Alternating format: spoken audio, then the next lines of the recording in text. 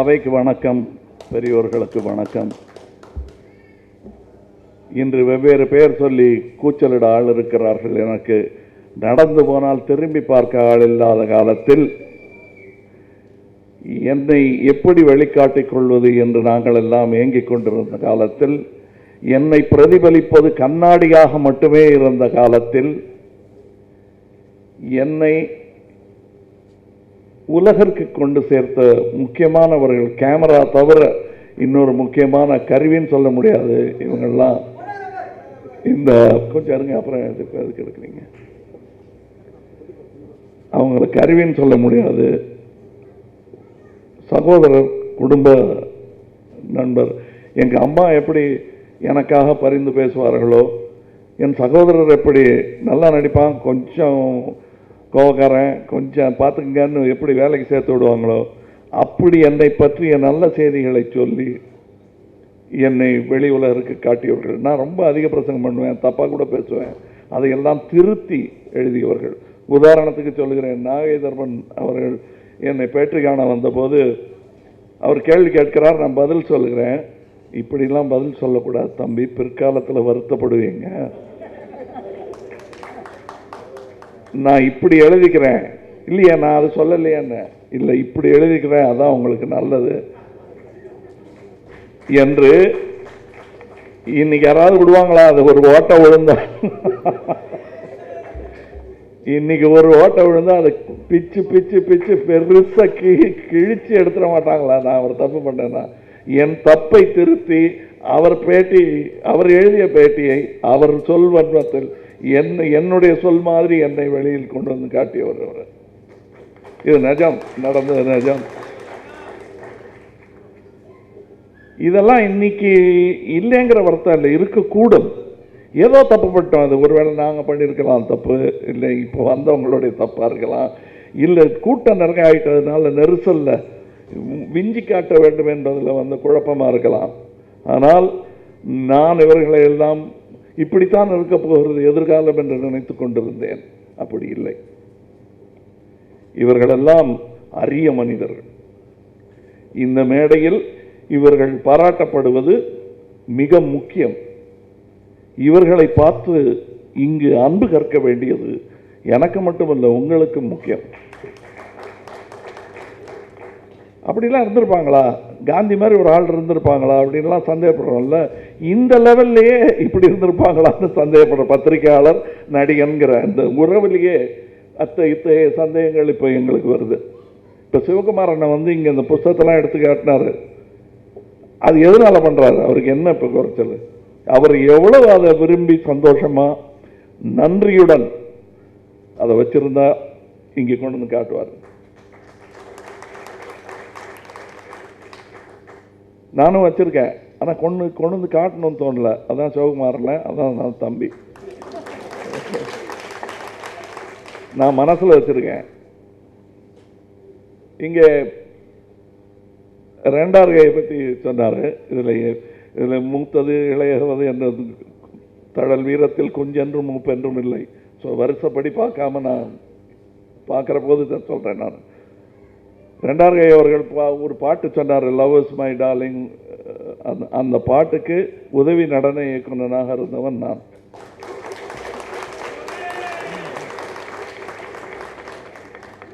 No sun no shine like summer wine என்று எழுதியது யார் எழுதினாங்கன்னு கேட்டேன் நான் முக்தா சீனிவாசன் அவர்களிடம்.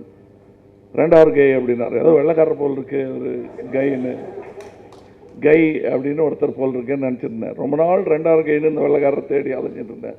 மில்லர்னு ஒரு ஃபோட்டோகிராஃபர் இருப்பார், அந்த மாதிரி இவரும் ஒரு வெள்ளைக்காரராக நினச்சிட்டு இருந்தேன். கடைசியில் பார்த்தா ரங்கதுரை. அதற்கு பிறகு அண்ணன் சிவகுமார் அவர்கள் சொன்னது போல் அவருடன் பழகும் பல சந்தர்ப்பங்களில் என்னுடைய சகோதரர்களின் நண்பர் என்பதை பிறகு தெரிந்து கொண்டேன். வக்கீல் கூட. ஸோ ஏதாவது இங்கிலீஷில் பாட்டு எழுதணும், இங்கிலீஷ்னாலே கொஞ்சம் பயப்படக்கூடிய ஒரு காலம். ஏன்னா நானும் ஹைஸ்கூல் ட்ராப் அவுட் தான். இவங்கெல்லாம் பார்த்து தான் இப்படிலாம் பேசுகிறாங்களே, இது மாதிரி நம்ம ஏன் பேசக்கூடாது என்று இவர்களை போன்றவர்களுடைய நட்பு, இவர்கள் எழுதுவதையெல்லாம் படித்து கொஞ்சம் கொஞ்சமாக கற்றுக்கொண்டு வந்தது தான் நான் இன்று பேசும் பேச்செல்லாம். இன்னொரு முக்கியமான மனிதர் திரு சம்பத்குமார் அவர்கள். அவர் எப்படி என்னை தேடி பிடிச்சார் எனக்கு ஞாபகமே இல்லை. அதாவது எல்டான்ஸ் ரோட்டில் இருக்கேன், இவர் தான் சம்பத்குமார், ஃபோட்டோ எடுக்கணுங்கிறாரு. அப்போ ஃபோட்டோ போட்டுருவாங்க பேசும் படத்துலன்னு ஒரு நீல சட்டை எனக்கு ஞாபகம் இருக்கிறது. எப்படி சிவகுமாரனுக்கு அந்த மஞ்சள் சட்டை ஞாபகம் இருக்கு, அந்த மாதிரி ஒரு நீல சட்டை. எங்கள் அம்மாட்ட சொல்லிவிட்டு ரெடியாக நீங்கள் வந்துடுங்க, அங்கே ஒருத்தர் இருப்பார் ஃபோட்டோ எடுப்பார், நீங்கள் வந்துடுறீங்களா, எப்படி வர போகிறீங்க அப்படின்னாரு. ஒரு பெரிய மோட்டர் பைக்கு திம்முன்னு ஒன்று, அதை மிதிச்சுக்கிட்டே கேட்டார். நான் பஸ்ஸில் வந்துடுவேன் சார் நான். அப்புறம் டாக்ஸின்னு சொல்லியிருக்கிறாமோ, கௌரவம் குறைஞ்சி போச்சோ அப்படின்னேன். அவர் அதெல்லாம் கேட்டுக்கல. ஐயா அங்கே வரும்போது வாடிடுவீங்க தம்பி, வாங்க பின்னாடி ஏறி உட்காருங்கன்னு என்னை மோட்டர் பைக்கில் வச்சு கொண்டு போய் சேர்த்தாரு. இறங்கினதும் அங்கே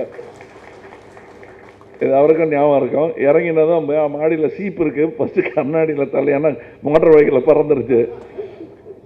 அங்கே ஜேவி என்ற ஒருவரை விட்டு என்னை ஃபோட்டோ எடுக்க விட்டார். அதில் எனக்கு எல்லாருமே அங்கே இருந்த ஃபோட்டோகிராஃபர்ஸ் எல்லாம் என்னுடைய ஃப்ரெண்டாக நாங்கள், கிருஷ்ணாராவ் அவங்க எல்லாம். ஸோ பேசும்படம் ஆஃபீஸுக்குள்ளே போகிறது அது ஒரு ஆஃபீஸ் மாதிரிலாம் நினைக்காம எப்போ வேணால் நம்ம அந்த பக்கம் போகும்போது திரும்பி உள்ளே போகலாங்கிற மாதிரி ஒரு உணர்வு. அதே ஒரு உணர்வை எனக்கு கொடுத்தது பொம்மை ஆஃபீஸ். என்னை இப்போ சிவகுமாரன் அண்ணனை எப்படி அவர்கள் படம் வரைய சொல்லி அப்படிலாம், எனக்கு அதெல்லாம் வரைய வராது. அதனால் எனக்கு என்ன வருங்கிறத பார்த்து எனக்கு எழுத வருவது போல் அவருக்கு ஒரு சந்தேகம் ஏற்பட்டிருக்கிறது. எனக்கு ஏற்படலை, அவருக்கு ஏற்பட்டிருக்கு. நீங்கள் பொம்மையில் எழுதணும் அப்படின்னாரு. என்ன எதை பற்றி வேணால் எழுதுங்கன்னு ஒரு பக்கத்தை எனக்கு கொடுத்திருந்தார்கள். நானும் இஷ்டத்துக்கு என்ன வேணால் எழுதுவேன், எதையுமே அவர் தடுத்தது கிடையாது, வேண்டான்னு சொன்னது கிடையாது.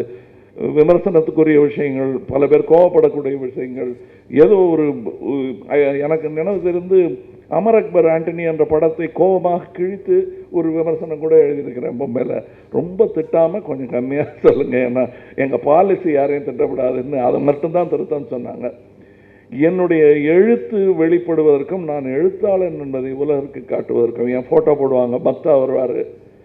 அதில் சிவகுமாரனுடைய சந்தோஷம் எனக்கு முழுவதுமாக புரிகிறது. அந்த ஃபோட்டோவை பார்த்து கண்கலங்கிய நாட்கள் வந்துருச்சுல்ல ஃபோட்டோ, அதெல்லாம் பார்த்து இந்த ஃபோட்டோவில் கொஞ்சம் இப்படி திரும்பி நின்றுட்டோமே, இனிமேல் ஜாக்கிரதையாக இருக்கணும், இனிமேல் வாய்ப்பு வரும்போது ஜாக்கிரதையாக இருக்கணும் என்றெல்லாம் நினைத்து இன்று இத்தனை ஃபோட்டோகிராஃபர்கள் எங்கே நினச்சாலும் ஃபோட்டோ, நாங்களே கூட எடுத்துக்கலாம் இப்படி ஃபோட்டோ, இப்படிலாம் வந்துருச்சு. பட் இத்தனையும் கடந்து இவர்கள் எங்களுக்கு காட்டிய அன்பு, அதை மறக்கவே முடியாது. அதற்காகத்தான் நீங்கள் வந்திருக்கிறோம். இவர்களுக்கு செய்யும் இந்த உதவி, செய்யப்பட வேண்டிய உதவி, அது வேறு விஷயம். இன்னொரு அவர் நண்பர்னு சொல்கிறதா, மூத்தவர்னு சொல்கிறதா, பெரியவர்னு சொல்கிறதா தெரியல, கடைசியாக வச்சுருக்கேன். ஏன்னா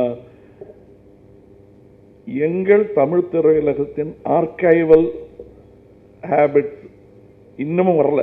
தமிழ் திரையுலகத்துக்கு இன்னும் பத்திரிகை ஆஃபீஸர்ஸ்க்கே பல பேருக்கு வரல. அந்த ஆர்கைவ் பண்ண வேண்டும் என்ற எண்ணம் கொண்டவர் ஃபிலிம் நியூஸ் ஆனந்தன் அவர்கள். யாருக்கிட்ட பண்ணாலும் அது அது பரோபகாரம் அவர் செஞ்சது. எப்போ கேட்டாலும் நான்லாம் முந்தியெல்லாம் எல்லாம் சின்ன சின்ன ஃபோட்டோ என் வீட்டில் நான் எடுத்த ஃபோட்டோவே தொலைச்சிட்டு ஃபிலிம் நியூஸ் ஆனந்தன் அவர்கிட்ட இருக்கும்னு நம்புவோம். அது இருக்கும், எப்படி பிடிச்சாருன்னு தெரியாது, அதை வச்சிருந்தார். அவருக்கு கொடுக்கப்பட வேண்டிய மரியாதை இன்று கொடுக்கப்பட்டாலும் கொடுக்கப்பட வேண்டிய மரியாதை கொடுக்கவே படவில்லை என்பது தான் என்னுடைய குறை. இதெல்லாம் சும்மா ஏதோ நாங்கள் சால்ஜாப் சொல்கிறதா, அவர் ஒரு மனக்குறையோடு தான் இருக்கிறார் என்பது எனக்கு தெரியும். அவருடைய சர்வீஸ் இது வேறு நாடாக வேறு இடமாக இருந்தால் செலவு வச்சிருப்பாங்க அவருக்கு.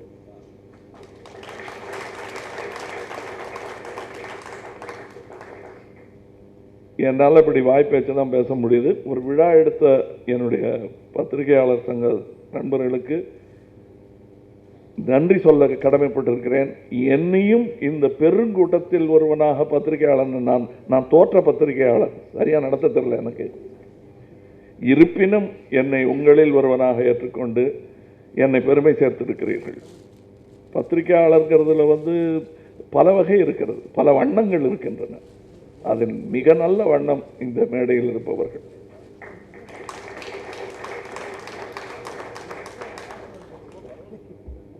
இங்க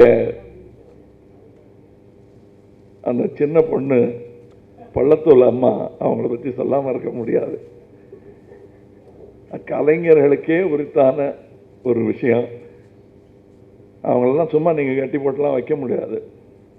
கூட்டம் பார்த்தா பர்ஃபார்ம் பண்றேன்னு பர்ஃபார்ம் பண்ணி காட்டிட்டாங்க. இது ஸ்பீச் அல்ல, அவங்களுக்கு சந்தோஷம். இந்த கரகோஷத்தை கூட பெரிய சம்பளம் நீங்க கொடுத்துட முடியாது. அதுக்கு தான் வந்தாங்க.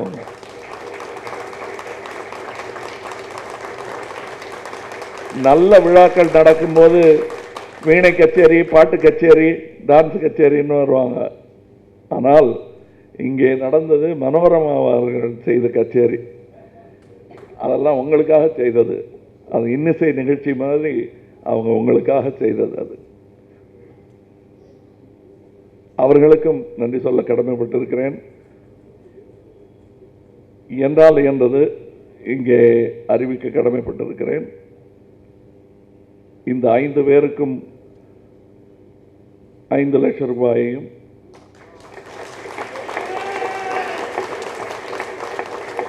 இந்த பத்திரிகையாளர் சங்கத்தின் மேம்பாட்டிற்காக 1 லட்சம் ரூபாயும் கொடுக்க கடமைப்பட்டிருக்கிறேன். என்ன பேரு என்னன்னு சொல்லிட்டீங்கன்னா அதெல்லாம் போட்டு உங்க ஆபீஸ் வந்து சேரும். அது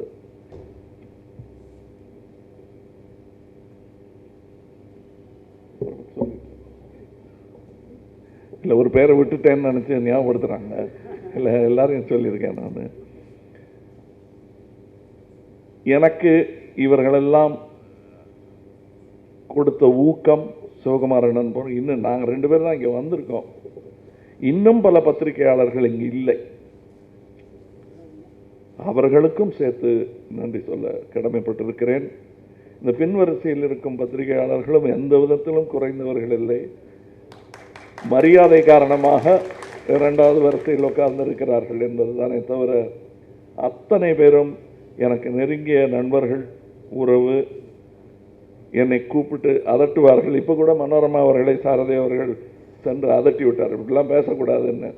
அந்த உரிமை எப்பொழுதுமே உண்டு அவர்களுக்கு. தனியாக கூட்டிகிட்டு போய் என்னை செவத்தோடு நிறுத்தி வச்சு இதெல்லாம் பண்ணாதீங்கன்னு சொல்லக்கூடிய பாசமுள்ள உணர்வுபூர்வமான நண்பர்கள் அவர்கள்.